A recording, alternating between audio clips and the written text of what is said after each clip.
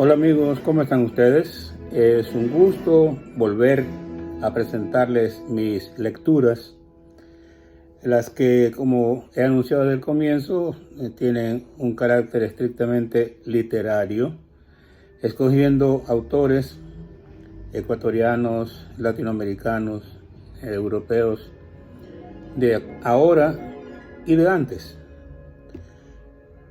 Pues bien, en este recomenzar de las lecturas después de mi recuperación de una serie de cirugías y cosas, he querido hacerlo leyendo Una temporada en el infierno de Jean-Arthur Rimbaud.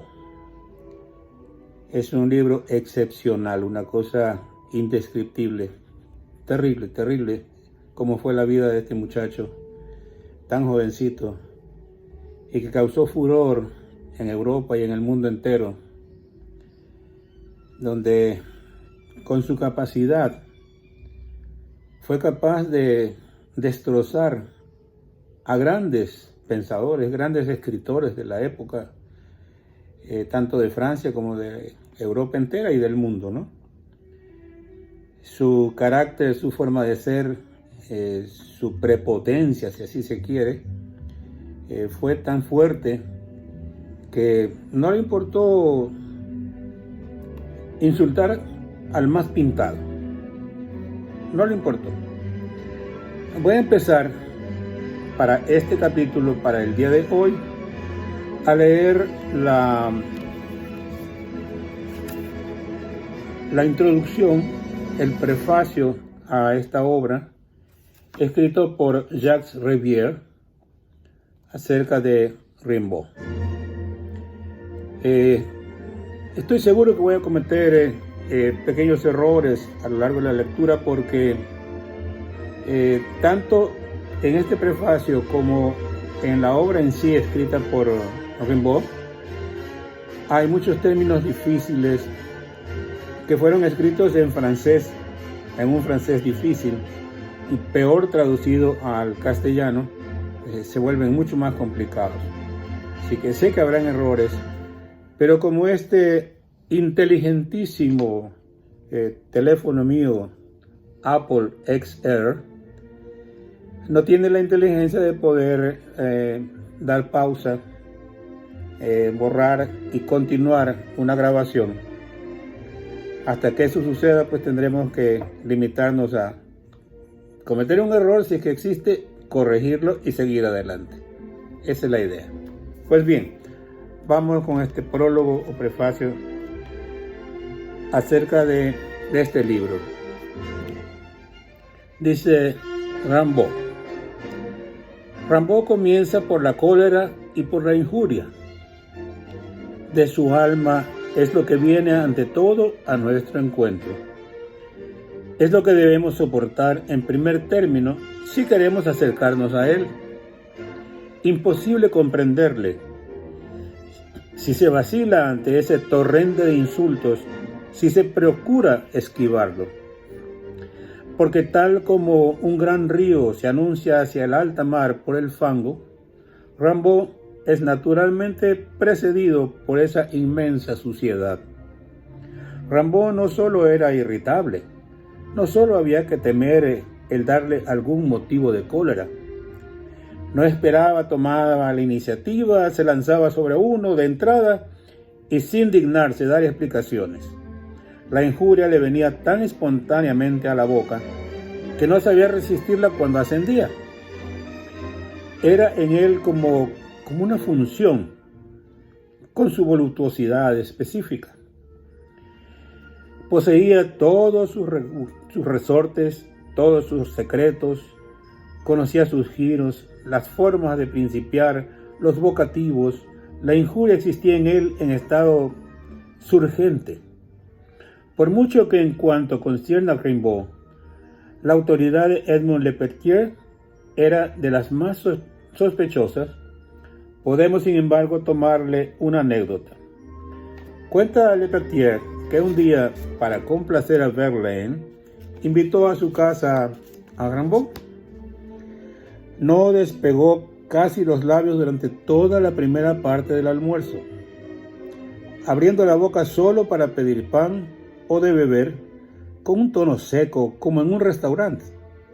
Luego, al final, bajo la influencia de su Borgoña energético, Verlaine le servía con largueza, tornóse agresivo, lanzó paradojas provocadoras y emitió apotegemas destinados a despertar la contradicción. Quiso en especial burlarse de mí llamándome saludador de muertos, porque me había visto descubrirme ante el paso de un carruaje fúnebre. Como hacía apenas 2 meses había perdido a mi madre, le impuse silencio al respecto y le miré de una forma que le sentó muy mal, porque quiso incorporarse y avanzar amenazante hacia mí. Había tomado de la mesa, nerviosa y tontamente, un cuchillo de postre como arma, sin duda. Le así de la mano, sujetándole al hombro, y le obligué a sentarse de nuevo, diciéndole que yo acababa de venir de la guerra, etc. Es ocioso citar la continuación de este pasaje, en que la dignidad, la bravura y el desinterés de Lepeletier se expresara de manera más cómica. Recordemos simplemente que más tarde, Rimbaud no hablaba nunca de su anfitrión, sino llamándole saludador de muertos, exmeador de manuscritos. ¿Qué tal? Pero eso no era sino diversión de su parte. Su inspiración injuriosa tenía un fondo más trágico. Las cartas que escribió a su amigo de la Haye nos permiten advertir de qué profundidades surgían en él las palabras obscenas, qué placer horrible saboreaba en ellas, con qué plenitud, con qué dilección, con qué afán las escupía. Hay aquí algo más que la grosería del adolescente. El tono es más grave y más furioso. Las palabras se adhieren con más fuerza al ser que las pronuncia. Le sacuden más el escapárseles. Es casi el transporte de una satisfacción orgánica. Qué anormal capacidad en la forma en que encalla las palabras más benignas, forjándoles desinencias incongruentes. Se diría que les devuelve la forma que deben tener para él, que las restablece en su dignidad original. Jamás hombre alguno tuvo más natural la facultad de disfrazar, de desfigurar, de emporcar. Pero no es horrible solamente por sus palabras. Su alma se yergue detrás de sus palabras, semejante a ellas, más espantosas aún si es posible, y en primer término es de una insensibilidad increíble. Es un monstruo, es incapaz de experimentar ninguno de los sentimientos comunes de la humanidad.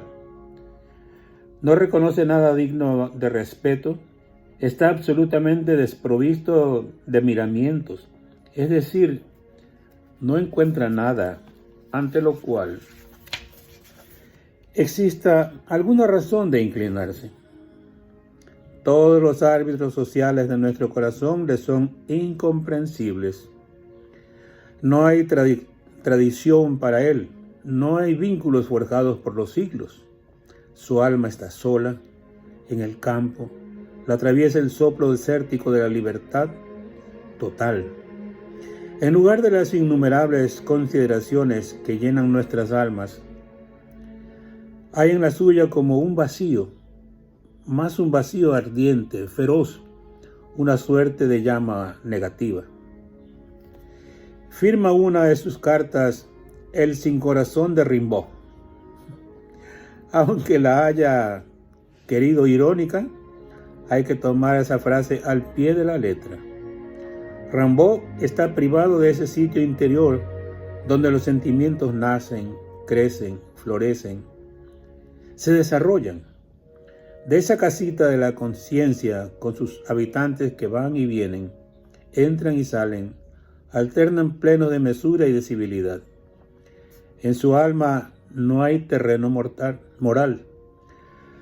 Las simientes que allí crecen no encuentran sino una ausencia devorante que con presteza las volatiza. Rimbaud habla de su madre no con grosería, sino con una sequedad brutal, con una aridez implacable. La mother me colocó allá en un triste agujero. La madre Rim retornará a Charlestown, etc. No significa nada para él, y su indiferencia hacia su madre parece tranquila, completa, sin restricciones íntimas, sin remordimientos. Se niega a tener en cuenta su voluntad y ni aún piensa explicarse con su madre acerca de su falta de sumisión.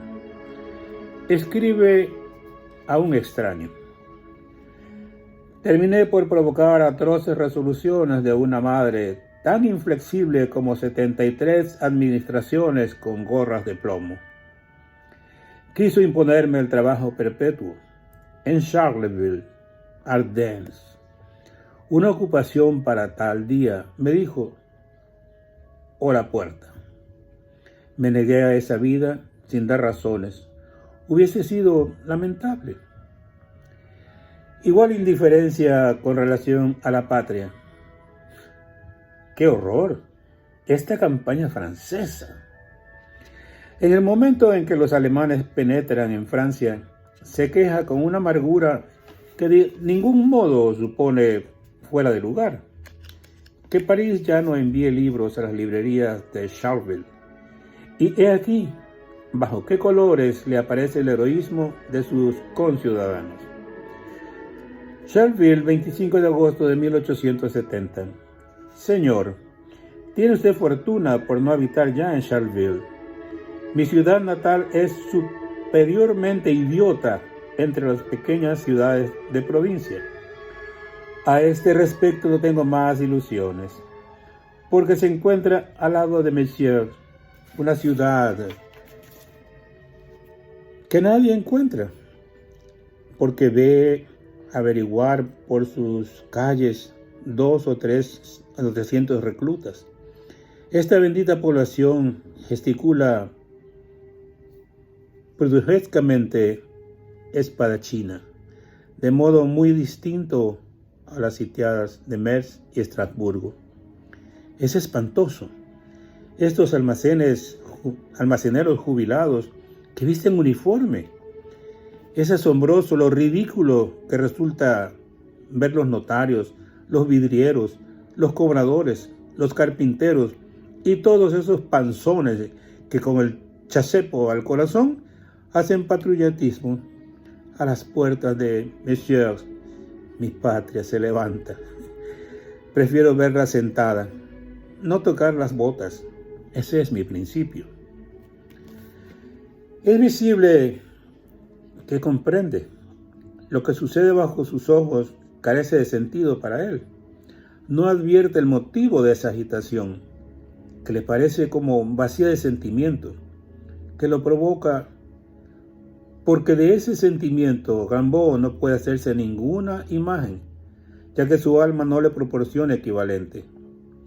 En el sitio de los humildes movimientos del patriotismo no hay en sí sino una falta de interés espantosa, colmada de burlas, y más todavía de odio. No es solamente insensible, hay en él un verdadero furor, una necesidad de venganza. Se vuelve contra nosotros, nos aborrece con todas sus fuerzas, con todo su corazón. El calor no es muy constante, pero de ver que el buen tiempo está en el interés de todos y que todos son unos puercos, odio el verano, que me mata en cuanto se manifiesta un poco. Considera todo ser como si fuese alguien de quien debe ante todo vengarse. Se acerca, le pone la mano encima, tiene un derecho sobre él, viene a hacerle pagar su deuda. Y como ve que nada puede obtener, lo agobia a sarcasmos y maldiciones. Ningún medio le parece demasiado bajo para satisfacer su agravio. Es preciso hablar sin reatos de la hipocresía y de la cobardía de Rimbaud. Tortuoso sí, porque eso puede ser un arma. Dargens cuenta que en una cena de literatos donde Verlaine lo había presentado, Rimbaud, ligeramente mareado por el vino, se puso a rimar con palabras malsonantes los versos que recitaba un poeta. Como tras un vivo altercado, Carhart lo puso en la puerta, Rimbaud esperó al fin de la reunión y cuando su adversario salió, se precipitó sobre él armado de un bastón estoque con el cual le causó una herida, por suerte poco grave. Algunos han pretendido que esta anécdota fue inventada y es importante indicar aquí que Verlaine da de ella una versión muy diferente. Sin embargo, tal como lo relata Dargens, no me parece absolutamente inverosímil. ¿Qué escrúpulos podía contener una cólera tan fundamental como la de Rimbaud? Las conveniencias, la mesura y esa especie de dignidad que tenemos el hábito de guardar hasta para sacar nuestros rencores, se deben a que estos son siempre particulares, limitados, definidos. Para satisfacerlos no salimos sino por un instante del estado de paz. Sabemos muy bien que volveremos a él enseguida y por tanto procuramos conservar en lo posible sus grandes líneas, respetar sus exigencias en cuanto lo permite nuestro crimen. Pero en Rimbaud el odio es total, absoluto, infinito. Impone todas las leyes de su dirección y su forma a toda la conducta. No existe otra voz que la suya. El único deber consiste en contentarlo a cualquier precio. De ese modo, toda cobardía está permitida, siempre que sea eficaz, siempre que ayude un poco a calmar esa inmensa sed. Rimbaud se halla constantemente en estado de legítima ofensa. Tanto peor para nosotros si nos hallamos en paz. Somos sus enemigos aunque no lo querramos. De nada nos servirá mostrarle el más benévolo de los semblantes. Durante ese tiempo buscará la forma de hacernos mal. Si por casualidad nos descubre presos de algún tormento, ¡qué hallazgo! Se felicita de ello. Con transportes crueles. Miradle, horriblemente exultante. En plena ocupación alemana escribe: fui a ver los prusianos en Bussière. Eso me ha reanimado. Y no piensa en retener ese grito, espantoso y sublime. Deseo con todas mis fuerzas que las Ardenas sean ocupadas y oprimidas cada vez más inmoderadamente. Su odio tiene resortes de acero. No se fatiga de alzarse contra nosotros. Está siempre pronto a lanzar su acusación con la misma gran alegría implacable, siempre dispuesto a perseguir y a condenar. Cuantas más ocasiones se le ofrecen, más se complace. Inagotablemente en él brota la risa que detesta. Más aún, exclama triunfal: mirad, estoy siempre allá, podéis ir, no faltaré. Su furor es tal que lo domina hasta en el placer. Hay que escuchar el sonido rabioso, sibilante, irónico, indignado que adquiere la palabra delicioso en Rimbaud. Parece que dijera: he aquí lo que habéis hallado. Está bien, lo tomo, mas no penséis que os perdono esta voluptuosidad más que el resto. Toda mi cólera permanece intacta. Os haré pagar esto. Para comprender debidamente el odio de Rimbaud, es menester señalar un rasgo singular. Ese odio no se ocupa de su objeto. Se complica con una indiferencia trascendente hacia los seres a los cuales ataca. No hace entre ellos distinción alguna. No les conoce, no sabe sino precipitarse al ataque. Sus estrofas brincarán: allí, allí, bandidos. Rimbaud embiste al azar, golpea de revés y de costado, seguro de que sus golpes, donde quiera alcancen, surtirán efecto. En París se repuebla, se embarca en una suerte de apología de la Comuna y de la furiosa diatriba contra los versalleses. Pero al término de la primera estrofa ya no diferencia, ya no sabe a quién ataca. Es a todo el mundo. Su odio salta en todo sentido, como una brújula enloquecida. Ese espíritu de venganza es en él. Al mismo tiempo, espíritu de vértigo. Desde que penetra en su cólera, todo vacila y gira a su alrededor.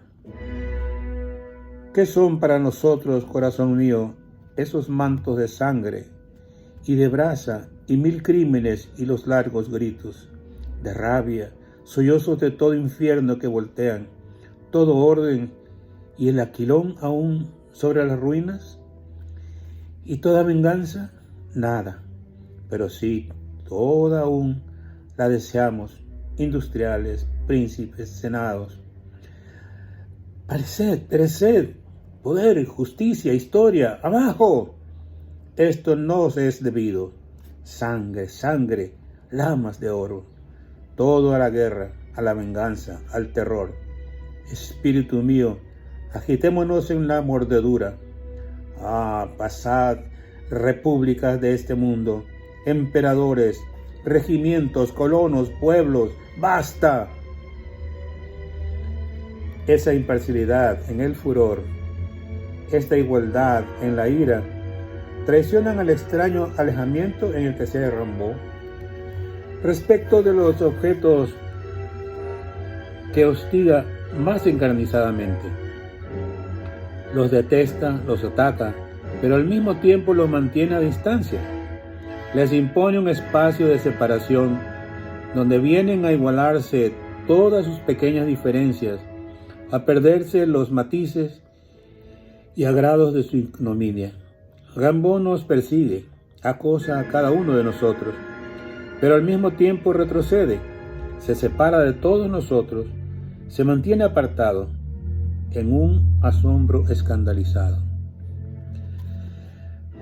Hay no sé qué silencio y qué lejanía en el fondo de sus injurias. Ni aún tenemos la idea de justificarnos ante él. Tanto sentimos que no es por eso que nos aborrece. En el fondo nada tiene que poner en claro con nosotros. No estamos sino para recibir su odio. No sabe quiénes somos. Quien creyese haberle ofendido, solo motivo de risa le daría. Rimbaud tiene siempre el aire de no querer dar explicaciones, sino a alguien que no podemos ver. Hacia ese espectador invisible se vuelve sin cesar. Nos exhibe a ese ser, nos presenta, y eso es bastante. La ironía de Rimbaud nada tiene de común en el ingenio. Es un cierto modo pleno de reticencias, de nombrar las cosas, la elección indiferente de una entre ellas para enunciarla. Un aire de decir, fijaos en esto, Un silencio sobre una palabra, una manera de llamar a los dioses, de tomarlos por testigos al callarse sobre algo. Tal como el elogio más perfecto consiste a veces en no decir nada, de igual modo la burla de Rimbaud consiste en escoger al azar no importa qué cosa y rodearla de su reticencia. El tono de su voz indica suficientemente todo el escándalo que haya en el objeto escogido si os complace mirar. Lo veréis bonito, mas sería lo mismo si lo hubiese desechado. En verdad, no se comprende por qué quejaría uno, puesto que todo es de la misma calidad.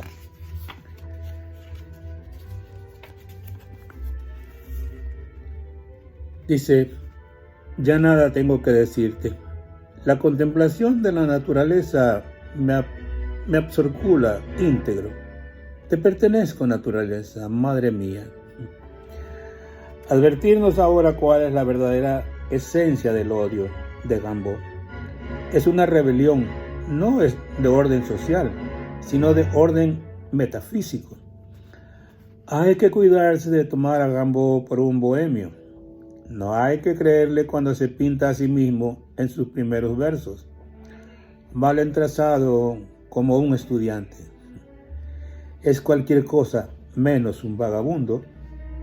El rostro alterado, desgreñado del retrato Fantin-Latour, si no carece de parecido, corre no obstante el peligro de sugerir una falsa interpretación de su revuelta. La bohemia es una protesta contra la sociedad y sus costumbres, contra la jerarquía de las clases, contra la organización que los hombres se han impuesto a sí mismos. Pretende derribar todo lo que hay artificial en la vida, todo lo que se ha superpuesto a la simple naturaleza, pero acepta ciertos principios, los cimientos del edificio y por lo menos la existencia aquí abajo. Rimbaud rechaza todo en bloque, se levanta contra la condición humana, más aún, contra la condición física y astronómica del universo. Lo insoportable está en todo para él.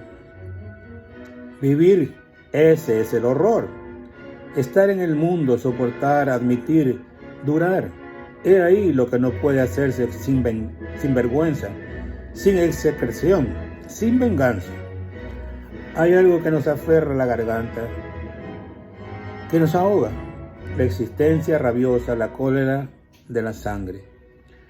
Hay una imposibilidad real y como agresiva de estar en el mundo. La cólera de Rimbaud es una intolerancia, en el sentido médico del vocablo. No puede retener nada.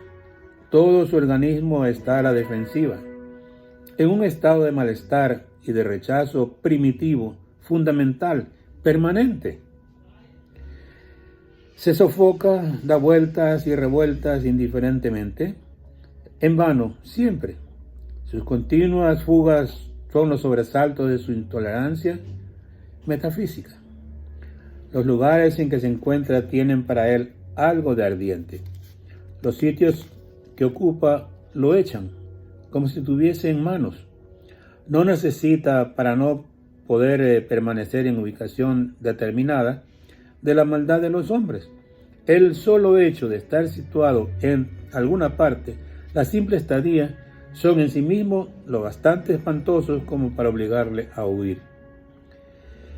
De un extremo a otro de esta carta a De la Haye, de la cual ya hemos citado diversos pasajes, se advierte muy bien la especie de locura que la presencia en un lugar cualquiera provoca en Rimbaud. Se siente pesar esa masa invisible que, donde quiera que se halle, le aplasta, esa masa contra la cual todo su furor no es demasiado. Pero este lugar, destilación, composición, todas estrecheces. En estos momentos tengo un lindo cuarto sobre un patio sin fondo, pero de 3 metros cuadrados. La calle Victor Cousin forma esquina con la plaza La Sorbona, por el café de Busquerin, y da la calle Souffleur por el otro extremo. Allí bebo agua toda la noche. No veo la mañana, no duermo, me ahogo. Y eso es todo. El mundo está sobre él como sobre su cuarto de enormidad de los pisos superiores. Está ocupado en soportarlo, verle uncido a su mal como a una tarea. Está allí en su habitación sin hacer nada, pensando, dejando correr silenciosamente su odio, encorvado, gesticulante, embrutecido. Escupe, dice no, se encapricha monstruosamente. No es todavía sino un niño, pero un gran martirio le ha sido confiado. Ingerí un terrible trago de veneno. 3 veces bendito sea el resultado que obtuve. Las entrañas me arden, la violencia del tóxigo tuerce mis miembros, me deforma, me aplasta. Muero de sed, me asfixio, no puedo gritar. Ahora percibimos bien el tono de su voz. No solo es ronca y crapulosa, sino que por allí ha pasado la sublevación de todo su ser. El que habla es alguien trabajado hasta sus profundidades por un sufrimiento absolutamente único y solitario. Sus gritos no tienen ninguna relación con la queja y la reivindicación. Siempre la misma gente, exclama sin duda, mas al mismo tiempo piensa solo en alinearse a todos aquellos que podrían sentirse tentados de socorrerle. Los echa, los escarnece, se hace tan repulsivo como le es posible, para que la piedad de los otros no se extravíe en su dirección. Quiere estar solo. Quizás tenga razón en caminar y leer mucho, razón en todo caso para no confiarte en oficinas y casas de familia. Los embrutecimientos deben ejecutarse lejos de esos lugares. Se establece deliberadamente fuera de toda consolación, de toda simpatía humana, porque, y aquí tocamos el secreto de Rimbaud, el mal que sufre no es una injusticia cuya reparación pueda anhelar, es un tormento personal, reservado, que le ha sido conferido como un misterioso privilegio. Hasta aquí la primera parte de este prólogo. En la próxima edición vamos a leer la segunda parte y en la tercera estaremos ya entrando directamente en lo que él escribió, Una temporada en el infierno. Por ahora pues paramos allí. Espero que haya sido de su agrado todo cuanto aquí se dice de Rimbaud. Si les ha parecido interesante esta lectura, pues no se olviden dejar un like. Si no están suscritos todavía a este canal, háganlo. Nos ayudarán a crecer y a hacer las cosas cada día mejores. Gracias por su atención. Buen día.